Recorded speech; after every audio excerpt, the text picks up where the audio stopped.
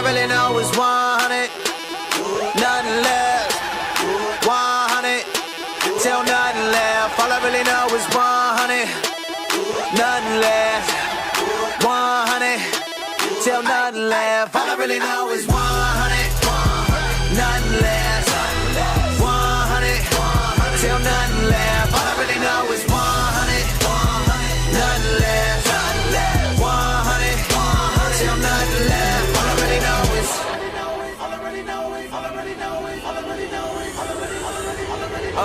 Straight to the set. I be feeling like Jackie Robinson, rocking the 42 in my Dodger fit, gripping the arm that was just like by a bitch. Crowd the opposite, saying that I should quit, but I don't do all of it. You can hate, but you can't hurt me. You can hate, but you can't hurt me. And my worth is safe. I can leave this earth today, gassed up on grace. How they gon' circle K? I don't want no new Bugatti. Put me in Nimba County, Liberia. I'm serious. Mosquito net in my Bible on concrete bed. I'm still smiling. Ain't eating much when I'm smiling. I'd rather be in the jungle in the will of God than anywhere else outside it. Boy, I'm burning. I'm in this life, but my hope ain't in this life. A good career, book for years, a book and peers, a good look. This won't suffice, but homie, my life is hidden in Christ. My life is hidden. We're going to start at verse 40, reading at verse 42. I'll start, y'all pick up. Jesus said unto her, say I not unto thee that if thou wouldst believe, thou shouldst see the glory of God. Keep going. And then they took away the stone from the place where the dead was laid. Then Jesus lifted up his eyes and said, Father, I thank thee that thou hast heard me. And I heard that thou hearest me always, but because of the peace which stand by, I said it, that they may believe that thou hast sent me. Let's do it all over again. Jesus said unto her, say I not unto thee that if thou wouldst believe, keep going. Thou shouldst see the glory of God. Okay. Then they took away the stone from the place where the dead was laid. And Jesus lifted up his eyes and said, Father, I thank thee that thou hast heard me, and I knew that thou hearest me always. But because of the people which stand by, I said it, that they may believe that thou hast sent me. And when That's it. That's it. Just the two. I know the power's coming. Just the two. I know you know. Just the two. Jesus said to her, did I not say to you that if you believe you will see the glory of God? This is Jesus talking to Mary, the sister of Martha, and the sister of Lazarus. They said, remove the stone. Then Jesus raised his eyes and said, Father, I thank you that you have heard me. This is him saying this, telling the Father, thank you for this miracle that's about to happen before it even happened. I knew that you always hear me, but because of the people standing around, I said it so that they may believe that you sent me. Yes, sir. Break it down, Pastor. So God shifted this thing. This was supposed to be the part 2 of Divine Breakthrough. And when I was up there and Pastor was praying and I was trying to meditate on the message at the same time, he shifted it and called it the comeback. And he said to let the people know that this is the season of the comeback. And this is your time to come back. And this is your time to come back. And when it's your season to come back, you're going to come back greater than you was before. See, I've realized that what Jesus was doing was building up the 12. And when he was building up the 12, they in turn built the church. So I realize now that what God has called me to do, and God has commissioned us to the world, the word is for the world, but it's not up to me to build up the church. It's up to me to build up the people. Once I build the people will build up the church. If you're not into something, you're not going to invest your time or your money into it, and then it'll go down. So in turn, if I'm building up the church and not building up the people are going to go down because they don't see no worth in them. So if I'm building up the worth in you, and you that are sitting here, in return, y'all going to build the church up because you're going to say, you know what, that church done so much for me that I need to do this for the church. I see this is wrong. I see this area needs to be fixed. I see this area needs to be worked in, because they seen that there was times that I needed help and they spent so much time building me up. So when I was sitting in the back in 07, pastor started building me up, and then in return, I was ready to do whatever I had to do to build the church up. Amen. So I'm seeing now that the reason why the people are not coming like they should be and the people are not here is because there's something missing. There's something that they're not being built up on, that they feel that there's no worth here. So let's flip it and think about it. Maybe it's because they don't want that challenge, that you're going to put that responsibility on me and you're going to put that task on me that actually challenges me. Yes. So if you challenge me, it's no more me going to church. Now I'm going to therapy. So if I'm going to therapy, that means every time I come here on Sunday, I come on Wednesday, you're going to be dealing and talking about me and bothering me. So if you're dealing with me and talking about me and bothering me, I'm not going to come on Sunday.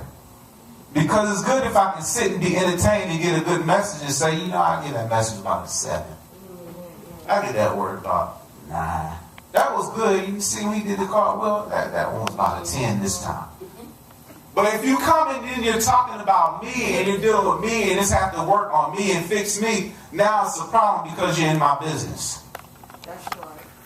So as Jesus was walking with the people, a word came to him that Lazarus is sick. And come to find out that Lazarus was dead.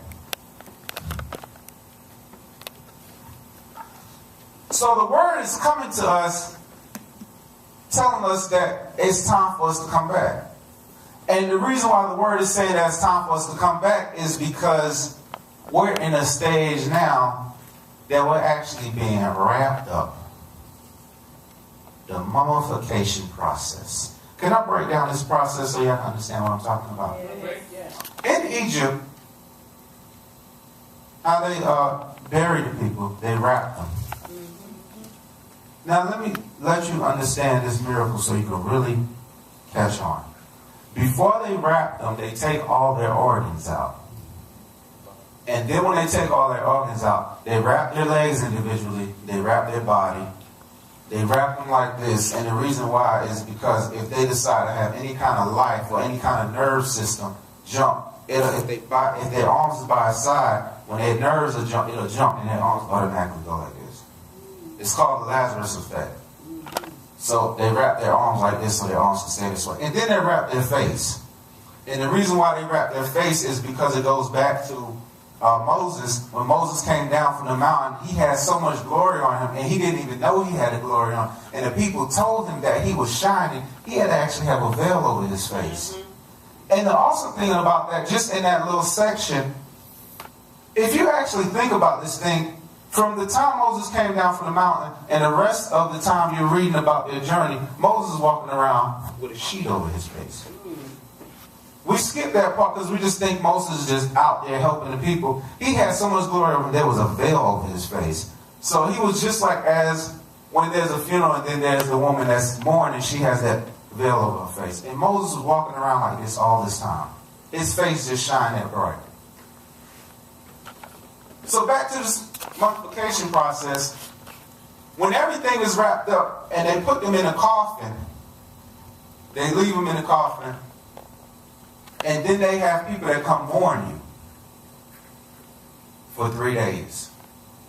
And the reason why they mourn you for 3 days is because it's a belief that the spirit is still hovering over the body. And the spirit is still hovering over the body, but after the 3rd day, the spirit is gone completely. So what they're saying is within these first 3 days, you might come back. Because they believe that the spirit can find itself or find a way to get back in the body, and their life will come back to it. So for 3 days is the morning. Y'all gonna get this in a minute. After this happens, by the 4th day, they believe that you are fully dead. You cannot come back. In this 3-day process, they put the myrrh and the frankincense on you to cover that odor or that stench.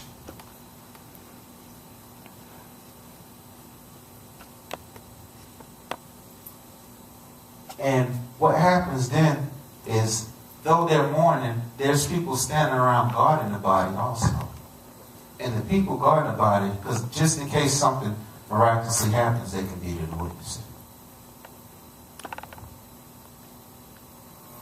So now, Jesus has raised Jairus,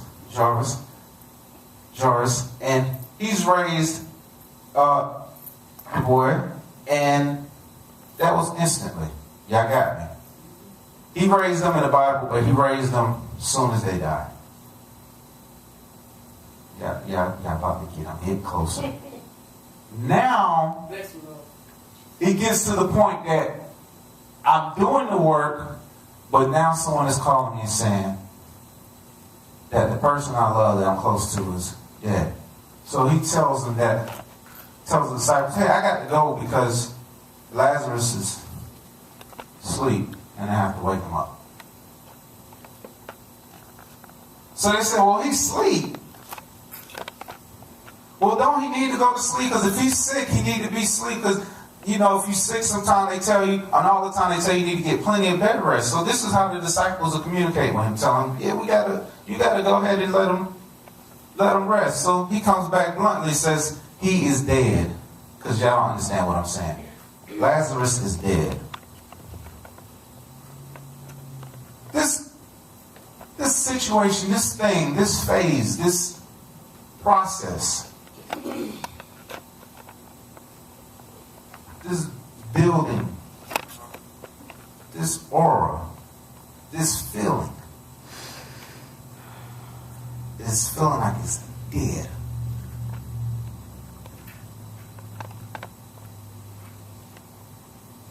Can barely get them to come to discipleship class. Can barely get them to come to Sunday service. So why am I still coming here? Why am I still studying? Why am I still trying to build up people that don't want to be built up? Why am I still letting this thing go on and I can perfectly see is dead? You told me Lazarus was dead 3 days ago, and you still haven't went to go see about him. You told me that this vision was going to work, and I see it dying, and you still haven't went to go see about it. You told me that you were sold out to God, and that you was going to do everything you had to do in your might, and you was going to stay. And it's dying, you haven't wanted to go see about it.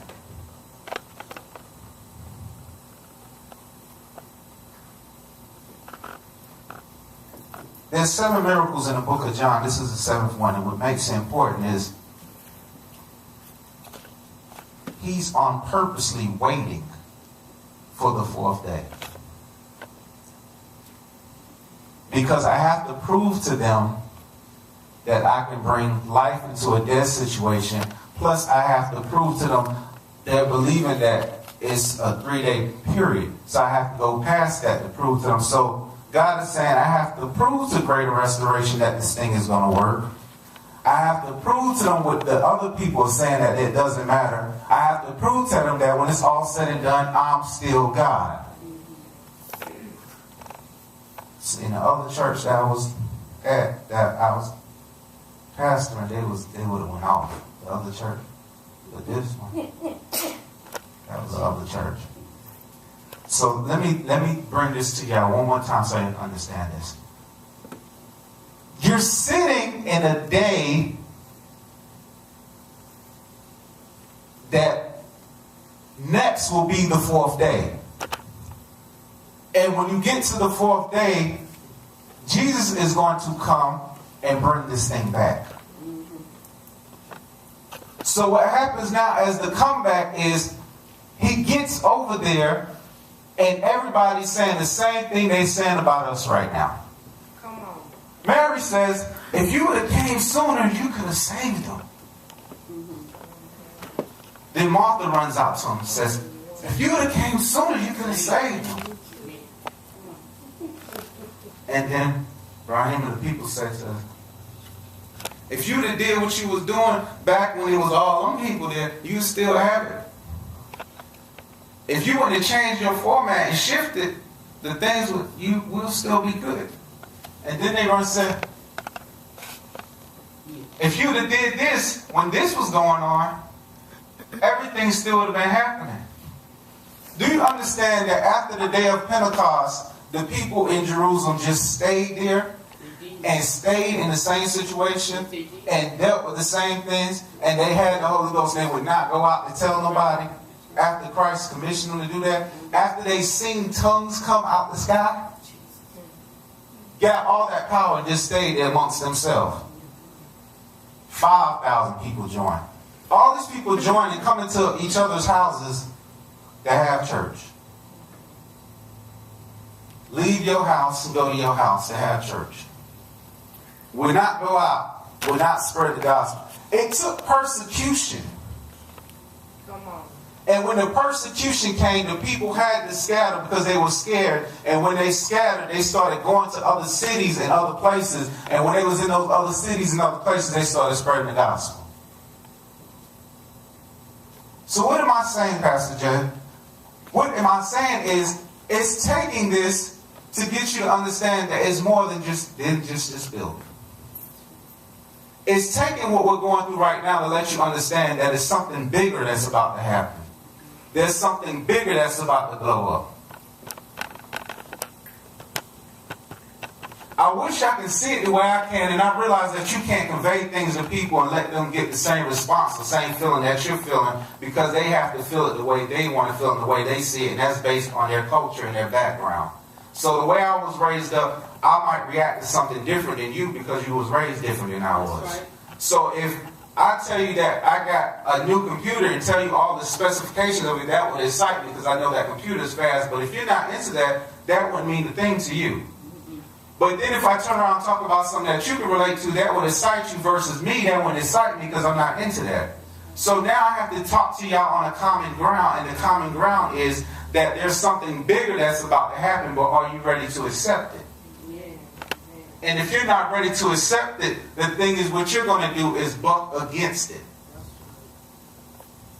So as Jesus comes and Mary tells him, you should have came earlier, you could have saved him. Then the sister comes and says, you should have came earlier, you could have saved him. And then he see the people around him crying and mourning. He starts crying himself and he feels bad about the situation because what Jesus actually said in the back of his mind is, y'all don't believe what I can do. So everyone is feeling down, stressed, and depressed and feel like nothing is going on any greater. And then God is looking down at us and he's feeling bad because he's saying they still don't think and still don't believe that this thing is about to blow. So God is looking down and saying they don't believe that I can resurrect this thing. If I've done it once, I can do it again. If I've done it 2 times, I can do it 3 times. But right now, y'all are laying here and y'all think that the vision is dying. No, it's on the 3rd day. It's on the 3rd day. So let me show you how miraculous this is. When he comes to the tomb and he tells them to roll back the stone and he yells and tells Lazarus to come forward. Now I just told y'all that they wrapped the legs separate, so Lazarus didn't come jumping out. He came walking out. But this is what you have to understand. Once he told Lazarus to come forward, his brain had to go back in his body. His kidney had to go back in his body. His lungs had to go back. His intestines had to go back. His pancreas, all his internal organs had to come back in alignment with each other. And this stuff had to come out of nowhere because they done already took this from him. See, this is the part that when I read the word that excites me, that wouldn't excite y'all, because I like to see something more than what I can see on the surface. I understand somebody being raised from the dead. I've seen magicians do that. But to see organs come back and then see someone come back out of the grave and then come out and come walking, that's different to me. Because then that's letting me know that if he could bring all that stuff back and raise a dead person, what can he do to a ministry? Yes! Hallelujah! Thank you, God. Thank you, Lord. Nothing too hard. In your last stage, in your last season, in your last moment, he does all this instantly. Yes, it is.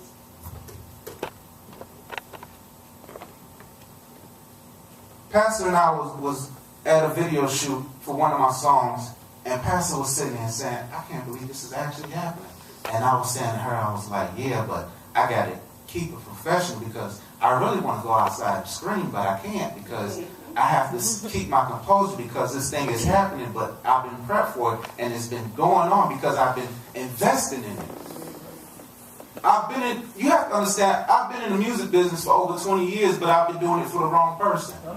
So now when you come and do it for the right person, God says, okay, you have the right tools and the right equipment, but using it in the wrong thing. Now that you're using it in the right thing, okay, I can bless you because I know what your heart is and I know what you've invested in. You've put so much time in it, I can't just deny that and say, okay, no, this is not going to work. No, now you're in the right area, this is going to work. I've seen God do so many things so fast in a short amount of time just because he knows where your heart is and know what you have invested in. So how in the world can you have a pastor that has invested in a ministry for so long with or without the people, just in prayer, just in fasting, just in a process of saying, I am going to give it all to you, God, and then he not repay her. That's right. So now the other person comes along, and the other person is the missing link, and God sets us up and marries us. And puts the vision in me to the point that he says, now I want you to run with the vision. But what I want you to do, I want you to be able to relate to the people that's only able to communicate at 140 characters at a time. Because social media only gives you 140 characters. So you can't talk this big with a mindset that's this big. You got to break it down quick, fast, and hurry. You got to hit it quick, and it's got to have power and impact in that short amount of time. So instantly, Jesus tells Lazarus to come forward, and everything in his organs comes back to life, and he comes up, and Lazarus is ready. They say untie him. So the people come and take all the stuff off of Lazarus, and then it says later on in the verse, Lazarus is sitting next to Jesus eating. And from that point on, he's under Jesus, and just miraculously, he disappears from off the Bible. They just stop talking about him. But the powerful thing about it is, this is what set up everything. When Jesus did this last miracle, that's when they was ready to kill him. Because they said that he's overthrowing our whole government system. Because now the thing is, I can't scare you by threatening to kill you. Because now you got somebody that can bring you back. So I can't threaten you and tell you that you can't be nothing when you got a God that's telling you that you're everything.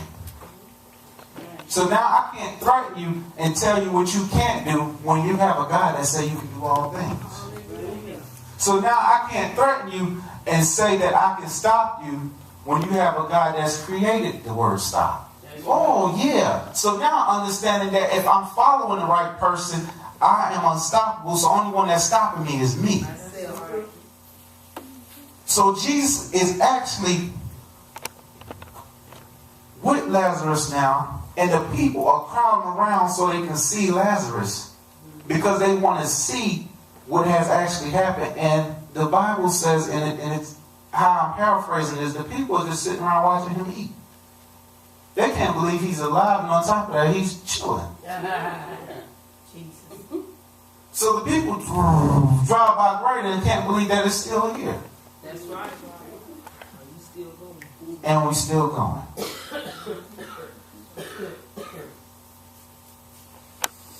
And this comeback is coming so fast, and this dead thing is coming back. And when it comes back, everything is coming with it. Everything is coming with it. The mind, the inside, the drive, the will, everything is coming back with it. And Lazarus is such a threat that they said, let's kill him also. Next time I read that stuck out. Not only do I want to stop you, I want to stop your potential. So not only do they want to kill Jesus, they said, let's kill Lazarus too, because the thing is, he's causing the problem just as well as Jesus is. Let's stop you and what's connected to you.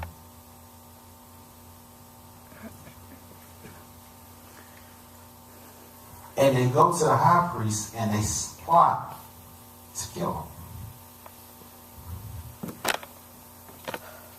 And the thing that's powerful about the plot is the people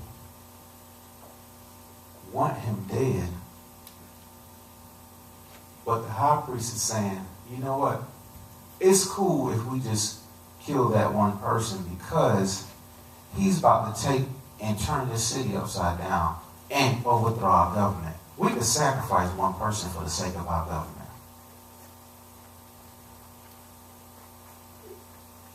We can sacrifice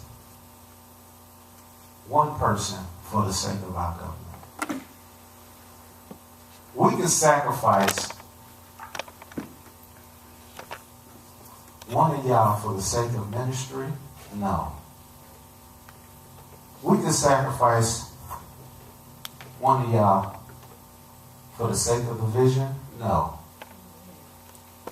We can sacrifice one of y'all for the sake of our own personal gain? No.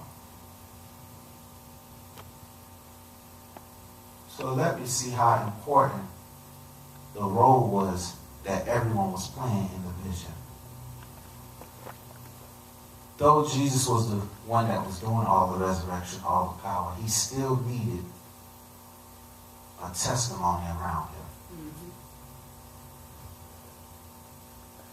So though so much is going on and so much is going down, we still need y'all as a testimony of what God is doing. So if they never come in here, they have to see y'all out there as being what God can do. So that's prophetically saying that God has to increase y'all. And God has to pour into y'all. And God has to do something miraculous in your life so the people can see that everything is still prospering, regardless of what's going on.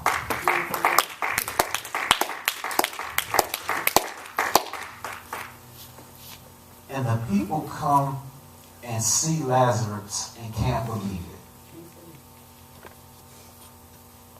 And they come and see you and can't believe what you've accomplished in a short amount of time. And see how your life has changed exponentially. So your life has changed and so much things is going on. And in return, God says, now give back. You got that? Because someone is here investing in you to build you up, now give back. And that's what we're missing.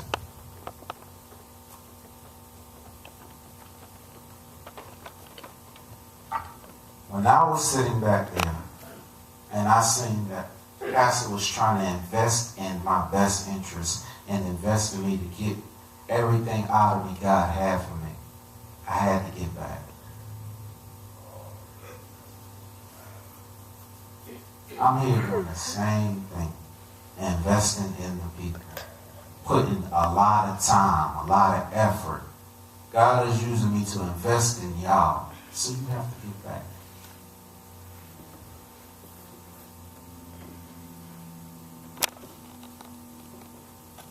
And though Lazarus wasn't mentioned no more in the Word, it took that one miracle to change everything.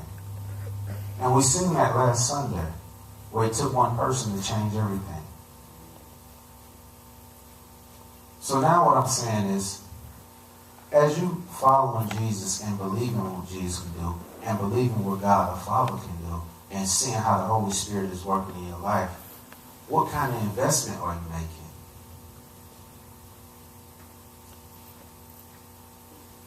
Because if you're not investing in it and you're not giving back, it's going to die. Regardless. I can believe, I can pray on it, I can fast on it. But the move has to be made. And if the people don't see that you have to make that return, nothing comes back in return. So invest in the people, and then they invest in the church. Went to school, wanted to invest, wanted to make sure I got everything I can get, and everyone's done this. Bought books for the class. Bought paper, pencil. Went to the bookstore, bought the books that's required for the class. Got a book bag. Invested hours of study. Invested time in there. And then if I fail something, I get mad because I said I invested so much into it. I put so much into it, I expected more than that.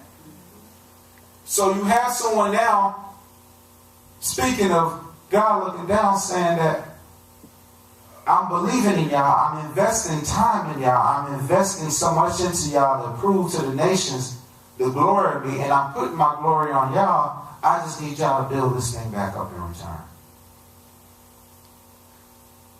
Because Jesus never built the church. He never, in the Word, sat there and built the church building and said, okay, we got a building. This is Jesus' building. And we're going to go here and have service. He walked up to Peter. He said, upon this rock, the solid foundation that you have, I'm going to build my church. Church is the people, not the building. So he said, I'm going to build you up, and I'm going to get you strong enough that you can build up the 11, and then y'all can spread the gospel to now Jamil is saved. So it started from Peter. He built the person up. What are you building y'all up for the next event?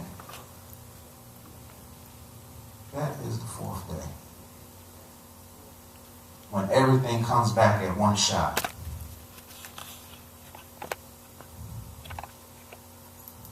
So just as the mummification process, the reason why I had to break that down so I said I could get it, all that stuff had to be in order in those 3 days. There was a certain day they came to put the frankincense and myrrh for the body not to stink as bad. There was a certain day they came and took the organs out. There was a certain day they came to wrap certain parts of the body, and then the burial. Everything has to get in order, and everything has to line up so when this move comes, we'll be ready.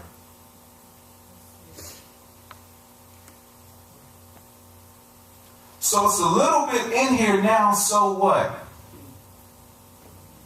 I realized he done a lot with just 3.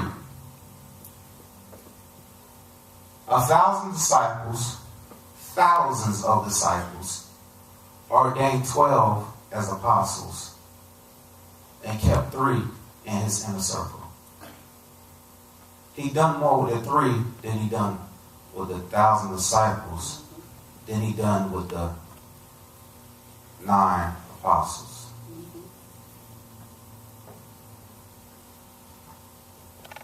When you have a meeting and have a board meeting, you don't have everybody. You have just a certain group of people that can get it done. Are you that group that can get it done? Are you that set that can make the move? Are you that group that says we can make this thing work because we know that God is in it? And if God is in it, it can't fail. Everybody's standing.